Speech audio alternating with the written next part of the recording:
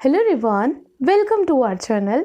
हमने अपने इससे पहले के लेक्चर में पढ़ा कि किस तरीके से जो भौतिकतावाद है वो सत्य है, जो भौतिक पदार्थ है वही सत्य है। क्या पढ़ा था हमने? द्वंद्वात्मक भौतिकवाद।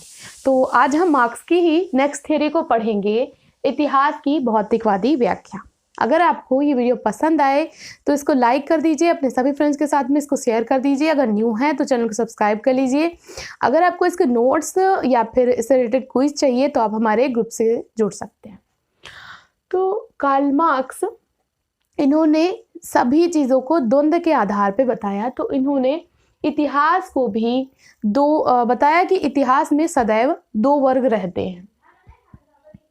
एक रहता है जो शासन करता है और एक रहता है जो शासित होता है। तो जो शासन करता है वो शोषण करता है और जिनके पास कुछ नहीं होता है उन लोग का शोषण होता है। ठीक है, तो एक लोग होते हैं शोषक और एक होते हैं शोषित। जिनके पास सब कुछ होता है वो शोषण करते हैं, जिनके पास कुछ नहीं होता, संसाधनों का अभाव होता है, उत्पादन के साधनों पर उनका कोई स्वामित्व नहीं होता, तो वो लोग शोषित होते हैं, उनका शोषण होता है।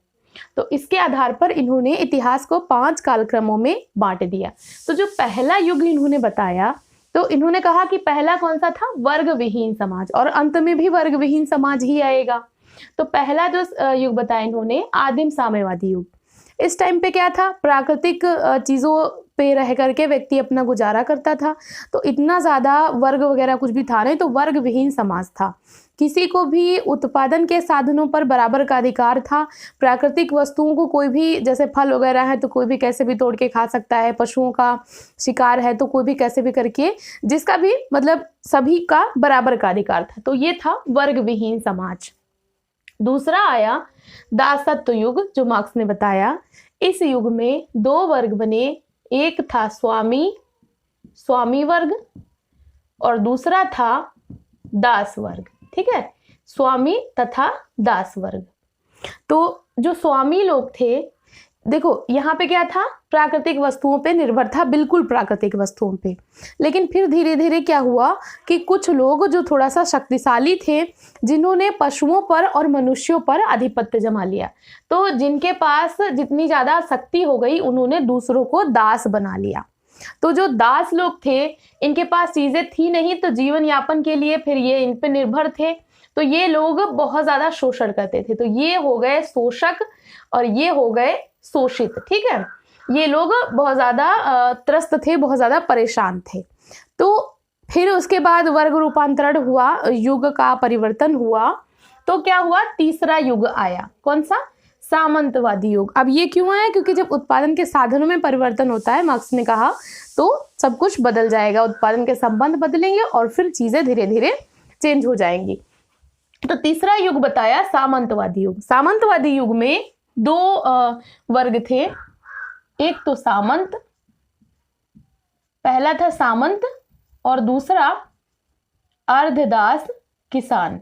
ठीक है, ये अब इनके बीच में संबंध भी देख लीजिए, क्योंकि क्वेश्चन में कई बार ही पूछ लेता है। तो ये जो था यहाँ पे स्वामी और दास, तो यहाँ पे एक तरीके से ये लोग मालिक और ये बिल्कुल नौकर के जैसे रहते थे। ठीक है, और यहाँ पे क्या हुआ? ये सामंतवादी युग। सामंतवादी युग में कृषि व्यवस्था आई। यहाँ पे मनुष्यों पे जिसका ज्यादा अधिकार था, पशुओं पे जिसका ज्यादा अधिकार था, वो स्वामी बन गए और दूसरों को दास बना लिया। लेकिन तीसरा युग सामंतवादी युग, इस युग में क्या हुआ कि कृषि की जाने लगी, मनुष्य ने कृषि करना सीख लिया। तो उस टाइम पे जिसके पास जितनी ज्यादा भूमि हो गई वो सामंत बन गया, वो दूसरों का शोषण करने लगा। किस तरीके से शोषण करने लगा? भूमि किराए पे देता था, उनको सिर्फ उतना ही अनाज देता था, काम के बदले बहुत सारा काम करवाता था और काम के बदले सिर्फ उतना ही अनाज देता था जितने से कि उनका जीवन यापन एक तरीके से कह सकते हो कि वो जी सके, कुछ आगे सोच ना सके, सिर्फ वो जी सके, सिर्फ इतना अनाज मिलता था उनको। तो यहाँ पे ये लोग शोषण करने लगे इनका, जो अर्धदास किसान थे। तो यहाँ पे जो वर्ग संबंध थे वो किस तरीके के थे? ये लोग भूमि के संरक्षक बन गए, संरक्षक। ठीक है, और ये लोग ग्राहक के जैसे भूमि किराए पे लेते थे या बटाई लेते थे कैसे भी, और उस पे खेती करते थे। तो ये संरक्षक और ये ग्राहक के जैसे सामंत और अर्धदास किसानों के बीच में ये वर्ग संबंध बना। चौथा युग मार्क्स ने बताया पूंजीवादी युग। ठीक है, पूंजीवादी युग जो कि अभी प्रेजेंट में चल रहा है। मार्क्स ने कहा कि 3 युग खत्म हो चुके हैं, चौथा चल रहा है और 5वां आने वाला है। तो चौथा कौन सा है? पूंजीवादी युग। पूंजीवादी युग में क्या हुआ कि जो पूंजीपति थे, पूंजीपति, ठीक है, इनके पास बड़ी बड़ी फैक्ट्रियां, उनमें मास प्रोडक्शन होने लगा, तो इन्होंने श्रमिकों का शोषण करना शुरू कर दिया। श्रमिकों को ये सिर्फ वेतन देते थे, जो अतिरिक्त मूल्य था वो अपने पास रख लेते थे, जो कि उनकी मेहनत थी, लेकिन उनको वो मेहनत नहीं मिल पाती थी। उनको सिर्फ उतना ही काम के लिए दिया जाता था कि वो अपना जीवन चला सकें, जीवित रह सकें और अगले दिन काम पे आ सकें। तो बहुत अधिक शोषण करने लगे। यहाँ पे शोषण बहुत ज्यादा बढ़ गया। तो पूंजीपति और श्रमिक, ठीक है, ये 2 वर्ग पूंजीवादी युग में। तो जब पूंजीवादी युग में बहुत अधिक शोषण बढ़ गया, तो मार्क्स ने कहा कि जब बहुत अधिक शोषण बढ़ जाएगा तो जो श्रमिक वर्ग है उसमें चेतना आएगी और वो क्रांति के द्वारा एक नवीन युग का सूत्रपात करेगा, जहां पे उत्पादन के साधनों पर सभी का बराबर का स्वामित्व होगा और जो उत्पादित वस्तु होगी उसको सभी में बराबर वितरित किया जाएगा। मतलब सब लोग बराबर काम करो और बराबर उसका उपभोग करो, ये चीज की नीति अपनाई जाएगी। और क्या होगा? सर्वहारा वर्ग का अधिनायकत्व आ जाएगा। तो यहाँ पे हो जाएगा वर्ग विहीन समाज की स्थापना होगी। ठीक है, लास्ट में क्या होगा? वर्ग विहीन समाज की स्थापना होगी। यहाँ वर्ग विहीन समाज था, फिर यहाँ भी वर्ग विहीन समाज की स्थापना होगी, ऐसा मार्क्स ने बताया। अब ये सारी चीजें क्यों होंगी, कब होंगी? तब होंगी जब वर्ग संघर्ष बहुत अधिक बढ़ जाएगा। तो क्या है वर्ग और क्या होता है वर्ग संघर्ष, इसको समझते हैं। तो मार्क्स के अकॉर्डिंग जो वर्ग है ये बनते हैं उत्पादन संबंधों के आधार पर। जिस तरीके के उत्पादन संबंध होंगे, जिस तरीके की उत्पादन प्रणाली होगी, उस टाइप के जो वर्ग हैं उनका निर्माण होगा। मतलब कि अगर बहुत ज्यादा जैसे यहाँ पे है तो जो उत्पादन संबंध है संरक्षक ग्राहक के हैं तो सामंत अर्धदास हो गया, या मालिक नौकर जैसा हो गया तो स्वामी दास बन गए। अब यहाँ पे पूंजीपति और श्रमिकों के बीच में और भी ज्यादा शोषण होने लगा, तो यहाँ पे फिर क्या हो गया कि यहाँ पे पूंजीवादी युग हो गया। ठीक है, पूंजीपति श्रमिक के बीच में इस तरीके से, एक तरीके से ये बुर्जुआ इनको कहा मार्क्स ने और इनको कहा सर्वहारा वर्ग। ठीक है, तो ये चीज हो गई। तो जो वर्ग है मार्क्स ने कहा ये बनते हैं उत्पादन संबंधों के आधार पर। जिस तरीके के उत्पादन संबंध होंगे उस टाइम पे वैसे ही वर्ग बनेंगे। अब जो वर्ग हैं हमेशा 2 वर्ग रहेंगे इतिहास में, और इन 2 वर्गों के बीच में हमेशा संघर्ष रहेगा। क्यों संघर्ष रहेगा? क्योंकि जो लोग शासक के तौर पे रहते हैं, वो लोग जो शासित हैं उन पे उनका शोषण करते हैं। शासक मतलब कि जिनके पास चीजें हैं, जिनके पास उत्पादन संबंध उत्पादन के जो साधन हैं वो मौजूद हैं, मतलब जिनके पास सारी चीजें हैं वो शोषण करते हैं, जिनके पास कुछ नहीं है उनका शोषण होता है। तो जो जिनका शोषण होता है उनमें जब चेतना आती है तब वो लोग संघर्ष करते हैं और फिर क्रांति होती है। तो इन्होंने इन सभी के बीच में बताया कि जो मनुष्य है ये एक वर्ग प्राणी है, वो सदैव ही वर्गों में रहा है, ऐसा कोई नहीं है कि वो वर्गों में ना रहा हो। तो मनुष्य एक वर्ग प्राणी है, मार्क्स ने कहा।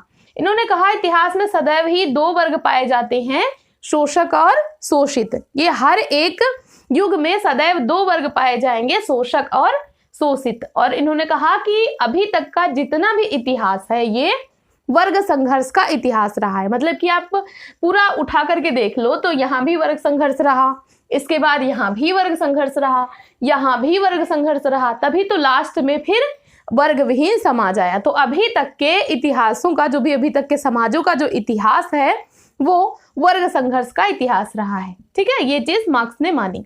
तो मार्क्स ने वर्ग निर्धारण में एक तो माना कि उत्पादन संबंधों के आधार पर वर्ग बनते हैं, दूसरी चीज इन्होंने चेतना की बात करी कि श्रमिकों में चेतना के आधार पर 2 प्रकार के वर्ग पाए जाते हैं। कौन कौन से? अब ये श्रमिक वर्ग हैं, ठीक है। चेतना के आधार पर किसमें 2 वर्ग पाए जाते हैं? श्रमिकों के अंदर। जब श्रमिकों में चेतना नहीं होती है तो उसको मार्क्स ने कहा स्वयं में वर्ग, और जब चेतना आ जाती है तो उसको मार्क्स ने कहा स्वयं के लिए वर्ग। इनमें डिफरेंस क्या है थोड़ा सा समझते हैं। जब लगता है श्रमिकों को कि जैसे कि कोई एक कपड़ा फैक्ट्री में काम करने वाले श्रमिक हैं, तो वो ये सोचे हैं कि जितने भी उस मिल में काम कर रहे हैं वो लोग सब सेम हैं, तो उनको एकजुट होना चाहिए, कुछ करना चाहिए। तो यहाँ पे स्वयं में वर्ग, इतनी ज़्यादा चेतना नहीं है, चेतना की बहुत अल्प मात्रा है। लेकिन जब वर्ग चेतना आ गई कि वो जागरूक हो गए, चेतना का मतलब है कि वो जागरूक हो गए कि हमारे अधिकार क्या हैं और हमारा शोषण किस तरीके से किया जा रहा है। चेतना का क्या अर्थ हुआ? वो अपने अधिकारों के प्रति जागरूक हो गए और उनको पता चल गया कि हमारा शोषण कौन कर रहा है, किस तरीके से कर रहा है और हम इससे कैसे छुटकारा पा सकते हैं। तो यहाँ पे चेतना नहीं थी तो स्वयं में वर्ग। फिर श्रमिकों में चेतना आई, उनको पता चला कि हमारे अधिकार क्या हैं, हमें अपने अधिकारों को कैसे हासिल करना है, तो फिर क्या बन गया? स्वयं के लिए वर्ग। अब यहाँ पे श्रमिक क्या सोचता है जब स्वयं के लिए वर्ग बन गया? कि दुनिया में जितने भी मजदूर हैं वो सभी की स्थिति समान है, इसलिए हम सभी को एक होना चाहिए।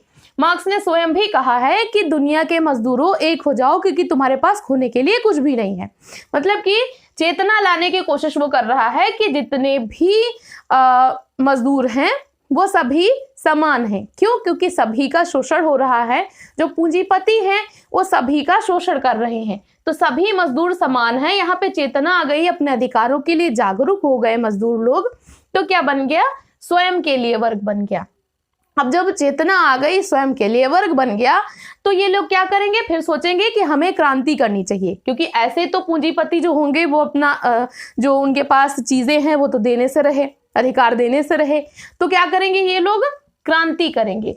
अब क्रांति के आधार पर होगा सामाजिक रूपांतरण, मतलब सामाजिक परिवर्तन, और फिर आएगा सर्वहारा वर्ग का अधिनायकत्व युग। एक ऐसा युग जहां पे जो सर्वहारा वर्ग है, श्रमिक को जो मार्क्स ने कहा है, इसको कहा है सर्वहारा वर्ग। तो जो बुर्जुआ है, बुर्जुआ कहा है पूंजीपति को, ठीक है, मार्क्स ने बुर्जुआ बोला पूंजीपति को। तो बुर्जुआ लोगों के विरुद्ध जो श्रमिक हैं वो क्रांति करेंगे, और फिर क्या आएगा? सर्वहारा वर्ग का अधिनायकत्व। अब ये आएगा कब? जब श्रमिकों में चेतना आ जाएगी। तो इसका सीक्वेंस एक बार एग्जाम में पूछा गया था। तो पहले क्या आएगा? स्वयं में वर्ग, चेतना नहीं थी। फिर चेतना आई, तब बना स्वयं के लिए वर्ग। फिर क्या हुआ? क्रांति हुई, इन्होंने क्रांति करी इनके अगेंस्ट बुर्जुआ लोगों के, और फिर आया सामाजिक रूपांतरण, और फिर बनेगा सर्वहारा वर्ग का अधिनायकत्व युग। इसमें जहाँ पे उत्पादन के जो साधन हैं और जो उत्पादित वस्तु है उन पे सबका बराबर का अधिकार होगा, ठीक है, सबका बराबर का अधिकार रहेगा इस वाले युग में। तो ये है वर्ग और वर्ग संघर्ष और इतिहास की भौतिकवादी व्याख्या। अब मार्क्स ने माना है कि क्रांतियां जो हैं, अब यहाँ पे क्रांति वर्ड आया है, तो मार्क्स ने माना कि क्रांतियां इतिहास का इंजन है। इंजन का कार्य होता है उसको आगे बढ़ाना, उसको लेके जाना, तो इसको इन्होंने माना इंजन या फिर वाहक। तो मार्क्स के अकॉर्डिंग जब क्रांति होती है तो समाज में परिवर्तन आता है, तो समाज में जब परिवर्तन आता है तो समाज आगे बढ़ता है। तो जो क्रांतियां हैं ये समाज को आगे बढ़ाने में, प्रोग्रेस करने में, समाज में परिवर्तन लाने में, क्योंकि अगर क्रांति नहीं होगी तो एक ही युग बना रहेगा हमेशा, जो उस युग के जो लोग हैं वो शोषण करते रहेंगे, जिनके पास कुछ नहीं है उनका। तो इस तरीके से जब क्रांति होगी तो इतिहास में परिवर्तन आएगा और इतिहास आगे बढ़ेगा। तो क्रांतियां इतिहास का इंजन या फिर वाहक है, ये माना कार्ल मार्क्स ने। तो ये था आज का लेक्चर। शॉर्ट में देख लेते हैं। इतिहास की भौतिकवादी व्याख्या दी, 5 युग बताए। आदिम साम्यवादी जिसमें वर्गविहीन था, दासत्व युग, स्वामी और दास युग, सामंतवादी युग, सामंत और अर्धदास, यहाँ पे संबंधित संरक्षक और ग्राहक के, फिर पूंजीवादी युग जहाँ पे सर्वहारा वर्ग और दूसरा एक बुर्जुआ वर्ग, बुर्जुआ यानी पूंजीपति, सर्वहारा यानी श्रमिक। फिर क्रांति हुई और लास्ट में कौन सा वर्ग आएगा? सर्वहारा वर्ग का अधिनयकत्व युग, जहां पे वर्ग विहीन समाज की स्थापना होगी। वर्ग मार्क्स ने कहा कि ये कैसे बनते हैं उत्पादन संबंधों के आधार पर, और सभी इतिहासों में जितने भी सभी समाज हैं वहां पे वर्ग संघर्ष रहा है। तो सभी समाजों का इतिहास वर्ग संघर्ष का इतिहास रहा है। हमेशा ही शोषक और शोषित दो वर्ग रहे हैं। मतलब शोषक वो होते हैं जिनके पास सब कुछ होता है, और जिनके पास कुछ नहीं होता है वो शोषित कहलाते हैं। मनुष्य एक वर्ग प्राणी है क्योंकि वो हमेशा ही वर्गों में रहा है। चेतना के आधार पर श्रमिकों के दो वर्ग बताए, स्वयं में वर्ग, स्वयं के लिए वर्ग। यहाँ पे चेतना नहीं, यहाँ पे चेतना। चेतना के बाद क्रांति होगी, फिर परिवर्तन आएगा। और इतिहास को बताया कि इसको क्रांतियां आगे ले जाती हैं। तो क्रांतियां इतिहास की वाहक या फिर इंजन है। तो आई होप आपको ये लेक्चर यूजफुल लगा होगा। ऐसे ही पढ़ते रहिए, अपने गोल की तरफ आगे बढ़ते रहिए। वीडियो देखने के लिए थैंक यू सो मच।